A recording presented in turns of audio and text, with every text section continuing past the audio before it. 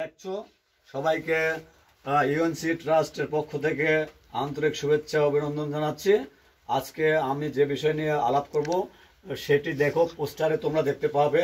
আমাদের UNC trust থেকে 2025 সালের যে প্রোগ্রাম তার উপর আলোকপাত করতে যাচ্ছি। দেখো এখানে কি লেখা আছে। প্রথম লেখা আছে সিম্পল লিভিং, আর এখানে লেখা আছে হাই থিঙ্কিং। তাহলে তো এটার সাধারণত যে অর্থ সেটা বুঝতে পারছো। তারপর দেখো স্বর্গীয় শশীভূষণ মধু মহাশয়ের শশী আলোর শতবর্ষ উপলক্ষে ইউএনসি ট্রাস্টের পক্ষ থেকে গভীর শ্রদ্ধা এবং প্রণাম। আমাদের সামনে যে শতবর্ষ হতে যাচ্ছে ইকো উচ্চ বিদ্যালয়ের প্রতিষ্ঠাকে নিয়ে, সেই সম্পর্কে আমরা প্রণাম জানাচ্ছি। এবং আরও দেখো কি লেখা হয়েছে, এই উপলক্ষে সকলের প্রতি আমাদের নিম্নের কয়েকটি অনুরোধ। 1 নম্বরে, প্রতিদিন ন্যূনতম 10,000 পা হাঁটুন এবং সুস্থ থাকুন। অর্থাৎ 10,000 পা যদি হাঁটা হয় তাহলে ব্লাড সার্কুলেশনটা ভালো থাকবে এবং আপনি বা আপনার ছেলেমেয়েরা সুস্থ থাকবে। এরপর 2 নম্বর, খাবারের শাকসবজি বাড়িতে চাষ করুন এবং সুস্থ থাকুন। আপনার বাড়িতে যতটুকু জায়গা আছে সেই জায়গায় শাকসবজি চাষ করুন, কারণ শাকসবজি একটি ভালো খাবার। এগুলো খেলে আমরা সুস্বাস্থ্যের অধিকারী হতে পারবো। নাম্বার 3, প্রতিদিন গরম জল পান করুন। চায়ের মতো গরম, আন্ডার প্যাকেটে রয়েছে, এবং সুস্থ থাকুন। এই জলটা পান করলে, গরম জল, তাহলে সতেজ থাকা যাবে এবং স্বাস্থ্য ভালো থাকবে। নাম্বার 4, সপ্তাহে 1 থেকে 2 দিন লেবুর রস জলে মিশ্রণ করে হালকা গরম করে পান করুন এবং সর্দি কাশি ও সিজনাল রোগ থেকে নিজকে সেভ করুন। এই জিনিসটা যদি প্রতি সপ্তাহে 2 থেকে 3 দিন করা হয় তাহলে অনেক ক্যান্সার রোগ থেকেও মুক্ত থাকতে পারবেন, বা আপনার ছেলেমেয়েরাও এগুলো রোগ থেকে মুক্ত থাকবে। নাম্বার 5, রক্তচাপ এবং ডায়াবেটিস নিয়ন্ত্রণে রাখার জন্য খাবারের প্রতি বিশেষ লক্ষ্য রাখুন। হাঁটার অভ্যাস করুন এবং নিয়মিত পরীক্ষা করুন। যাদের ডায়াবেটিস রয়েছে তারা নিয়মিত হাঁটুন এবং স্বাস্থ্যের প্রতি মাঝে মাঝে চেক করুন, তাহলে আপনার কতটুকু ডায়াবেটিস সেটা বের হয়ে আসবে। নাম্বার 6, জমিতে সার ও কীটনাশক ব্যবহারে উপজেলা কৃষি অফিসারের পরামর্শ মেনে চলুন। আমরা যদি উপজেলার যে কৃষি অফিসার রয়েছে তার আমরা যদি পরামর্শ নেই তাহলে তার পরামর্শ অনুসারে আমরা সার, ঔষধ, কীটনাশক ঔষধ ব্যবহার করতে পারি, তাহলে ফসলটা ভালো আসবে। নাম্বার 7, আজকের শিশুই আমাদের ভবিষ্যৎ, তাই তাদের প্রতি বিশেষ যত্নশীল হন যাতে তারা সুন্দরভাবে গড়ে ওঠে। আমাদের যারা অভিভাবক রয়েছে আমরা যাতে ছেলে মেয়েদের প্রতি লক্ষ্য রাখি, তারা যাতে সুন্দরভাবে বেড়ে উঠতে পারে সেদিকে আমাদের লক্ষ্য রাখতে হবে। আচ্ছা, এরপরে রয়েছে স্কুল ছাত্রী এবং ছাত্রদের জন্য এ বছরের প্রতিযোগিতামূলক আয়োজন। প্রিয় ছাত্রী এবং ছাত্র, তোমাদের কাছ থেকে নিম্নের বিষয়ে লেখা আহ্বান করা যাচ্ছে। চাইলে একাধিক লেখা জমা দিতে পারবে।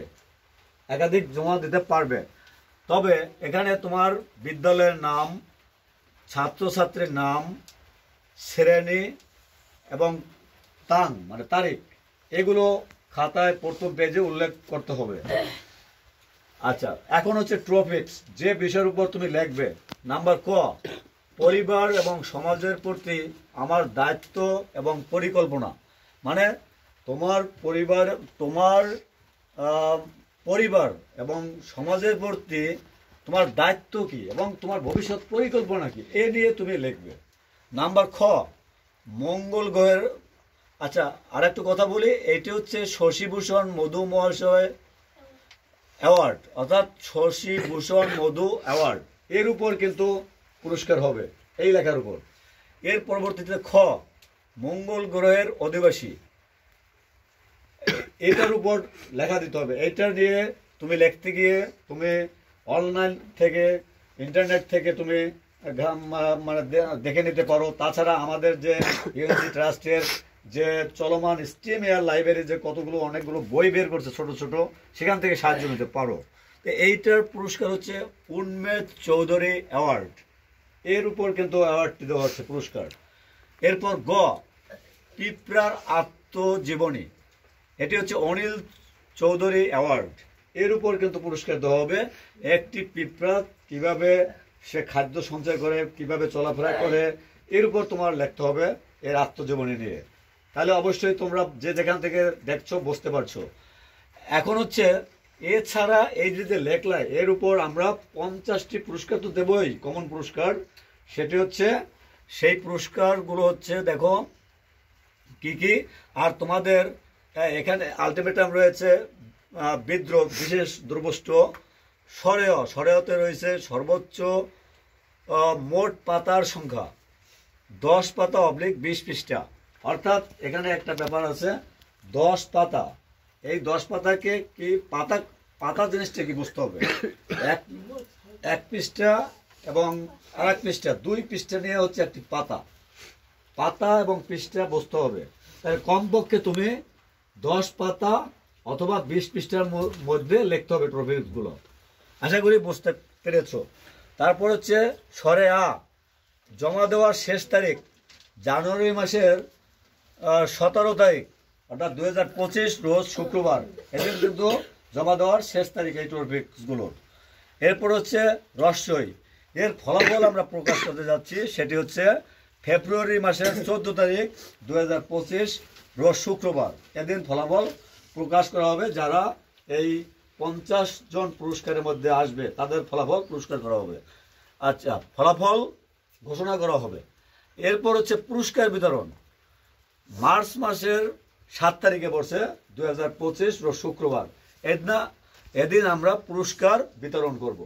আর রসুতে হচ্ছে পুরস্কারের সংখ্যা, মোট পুরস্কারের সংখ্যা হচ্ছে 50টি এবং প্রত্যেককে 1 ক্রিম পেপার এবং 12টি কলম দেওয়া হবে। যারা এই 50 জন পুরস্কার পাবে তাদের প্রত্যেককে 1 ক্রিম করে কাগজ এবং 1 ডজন করে কলম পুরস্কার দেওয়া হবে। এছাড়াও একটি বেস্ট অ্যাওয়ার্ড থাকবে, সেটা হচ্ছে অঞ্জলি চৌধুরী অ্যাওয়ার্ড। অর্থাৎ এই 50 জনের মধ্যে যে দেখবো সর্বোচ্চ ভালো লিখছে, আমাদের কাছে ভালো লাগছে, সে কিন্তু একটা বড় ধরনের পুরস্কার পাবে। সেটি কার নামে? সেটি হচ্ছে অঞ্জলি চৌধুরী অ্যাওয়ার্ড এর নামে।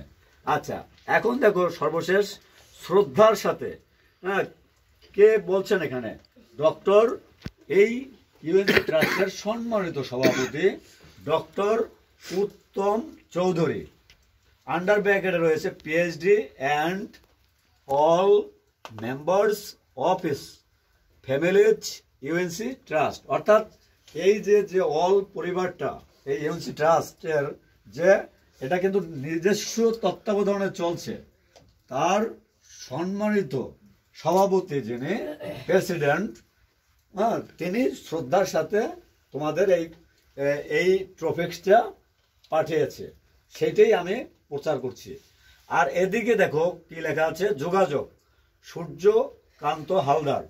হ্যাঁ, আমি নিজে Suryakanta Haldar, education organising and communication secretary, এই ইউএনসি ট্রাস্টের দায়িত্বে আমি রয়েছি, এই আন্ডার ব্র্যাকেটে রয়েছে, সেই দায়িত্বে রয়েছি। স্থানটি হচ্ছে দেখো কোথায়, Upendranath Chowdhury trust, UNC trust এই সংগঠনের নাম, উপেন্দ্রপল্লী, খাগবাড়ি, রামশীল, কোটালীপাড়া, গোপালগঞ্জ, বাংলাদেশ। প্রয়োজনে তোমরা এখানে 3টি নাম্বার দেওয়া আছে, এই ফোন নাম্বারে তোমরা কোনো সমস্যা হলে তোমরা যোগাযোগ করতে পারবে। প্রয়োজন হলে তোমরা এই নাম্বারে ফোন দিয়ে জেনে নেবে। তাহলে যে যেখান থেকে দেখছো আমার কথাগুলো শুনছো, তোমাদের জন্য আমাদের এই ইউএনসি ট্রাস্ট অনেক আগে থেকেই সামাজিক করে আসছে। আশা করছি গার্ডিয়ানরাও বুঝছেন, ছাত্রছাত্রীরাও বুঝছো। যে যেখান থেকে শুনছো অসংখ্য অসংখ্য ধন্যবাদ জানাচ্ছি। এই তারিখ মতো আশা করছি তোমরা আমাদের কাছে ট্রফিগুলো পৌঁছে দেবে। সবাইকে ধন্যবাদ জানিয়ে আজকের মতো কথাগুলো এখানেই শেষ করছি। সবাইকে ধন্যবাদ।